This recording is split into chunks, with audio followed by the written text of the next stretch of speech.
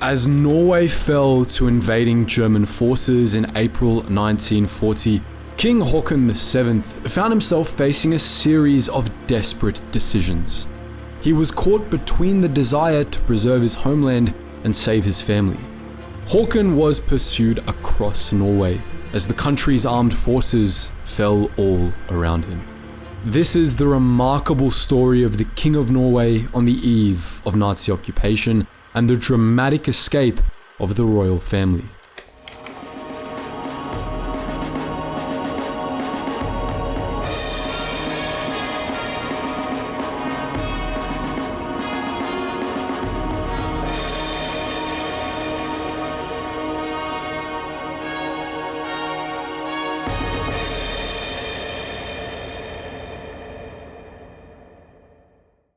With 58,133 kilometers of coastline, most of it on the Atlantic Ocean, Norway holds an almost unparalleled strategic position in Western Europe. Taking Norway would essentially gain control of much of the northeastern Atlantic and would put Britain in an increasingly difficult position. It also represented an important link in the iron supply chain. Controlling Narvik would keep Swedish iron flowing toward German blast furnaces and maintain German steel production. There was also an ideological element.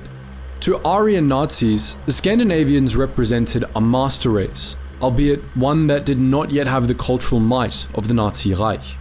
Together, it was proposed the Nazi aim of a racially pure Europe could be achieved. All this made an invasion of Norway highly likely. So, when the Allies proposed an invasion of their own, Hitler had a military pretext to begin Operation Weserübung, the invasion of Denmark and Norway. While an invasion of Norway was thought to be imminent, Norway perhaps believed Denmark still acted as a buffer. As long as Denmark stood, Norway could not be in immediate danger. In fact, this was only partially true. The invasions of Norway and Denmark took place as part of the same operation, as Germany understood they could not take Norway without also taking Denmark. In fact, the invasion of Norway actually began first, with the naval action in the Oslofjord around 11 p.m. on April 8, 1940. This gave Denmark some time to prepare, but the nation still fell in only 6 hours on April 9th. By the end of April 9th, Norway was also in a terrible position. Bergen and Stavanger had both fallen to the invaders, while the forces in the south were collapsing. Fighting would continue for several days in the center of Norway, while the battle for the north would go on until June. Despite ongoing resistance, no one was under any illusion as to what was coming. Norway was going to fall. But April 9th had brought a flicker of hope to Norway in the form of a solitary victory. After the victory in Oslofjord a few hours before, the German fleet, led by their cruiser Blücher, continued on their way to Oslo. Their objective? The capture of the Norwegian capital, her government, and her royal family. Just after 4 a.m. on April 9th, the Oscarsborg fortress sighted the fleet advancing on the Norwegian capital. In the darkness, the fort's commander, Birger Eriksen, could not be sure which nation these ships belonged to. As they bore closer to the fort, Eriksen understood he had to make a decision. At 4:21, he made it. "Either I will be decorated or I'll be court-martialed," he is reported to have said. Fire. Blücher was hit. As the ship burned, men in the Norwegian positions apparently heard sailors singing Deutschland über alles in the darkness. Now they knew who they were fighting. In the end, it was a torpedo battery that finished the Blücher off, while the other ships fled. The Norwegian forces had scored a rare victory, but it was to be in vain. The fortress was surrendered on April 10th.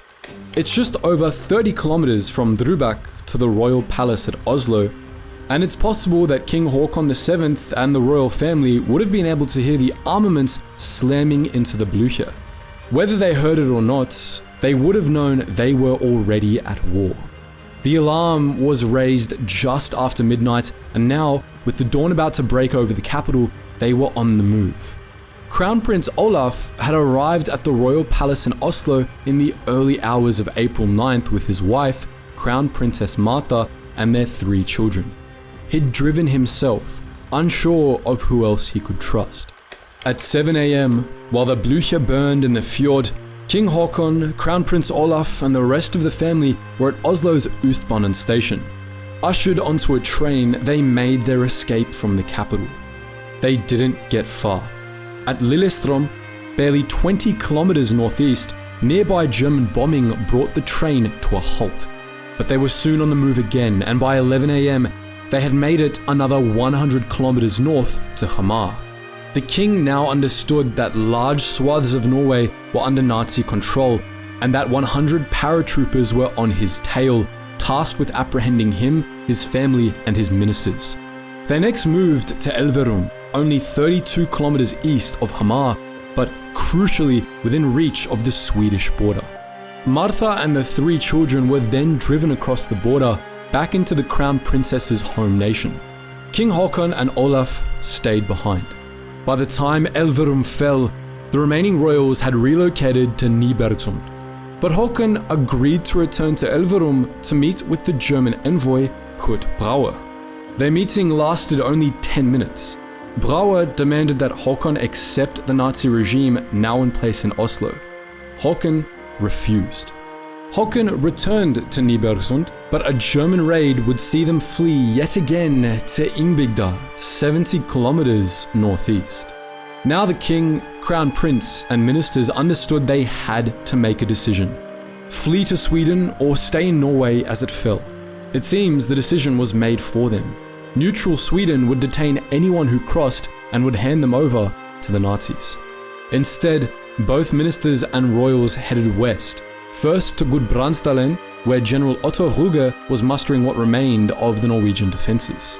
Instead, they continued northwards to Tynset and Folldal, and then to Hjerkinn in the Dovre Mountains. On the snowbound roads, they had to abandon their vehicles, eventually boarding a freight train in disguise. After rendezvousing with Norwegian officials, they reached Otta on April 14th, when the king was able to sleep for the first time in 5 days. It was here that Haakon gave his famous farewell message over the radio. "I ask all Norwegian women and men to do all they can to save freedom and independence for our dear fatherland," he said. God preserve Norway. By April 21st, they were once again out on the road, pursued by enemy forces. While all this was going on, Norway was not standing alone. On April 14th, British and French troops landed at Narvik, followed by landings at Namsos and Åndalsnes.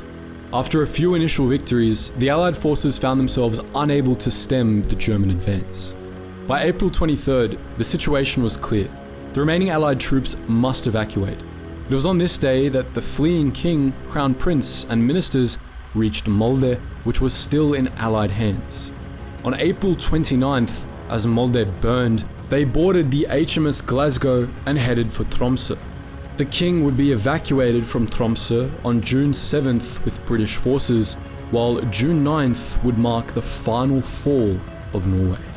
The royal family would become guests at Buckingham Palace in London, but were moved to Bowden House in Berkshire when German bombing began. They would spend most of the war at Folegion Park in Wingfield, Berkshire. Throughout German occupation, the Norwegian government in exile held weekly cabinet meetings and attempted to achieve a semblance of continuity. King Haakon attended these meetings and gave regular speeches back to Norway over the BBC World Service. This connection with their exiled king gave the Norwegian resistance movement something to rally around. The monogram H7 was embroidered onto clothing or fashioned into jewelry in Norway, becoming a symbol of King Haakon VII and of Norwegian resistance. With the Nazis finally falling to defeat in 1945, King Haakon and his family returned to Norway. The date of their return was June 7th, exactly 5 years since his dramatic evacuation. Norway had prevailed. Norway had been preserved.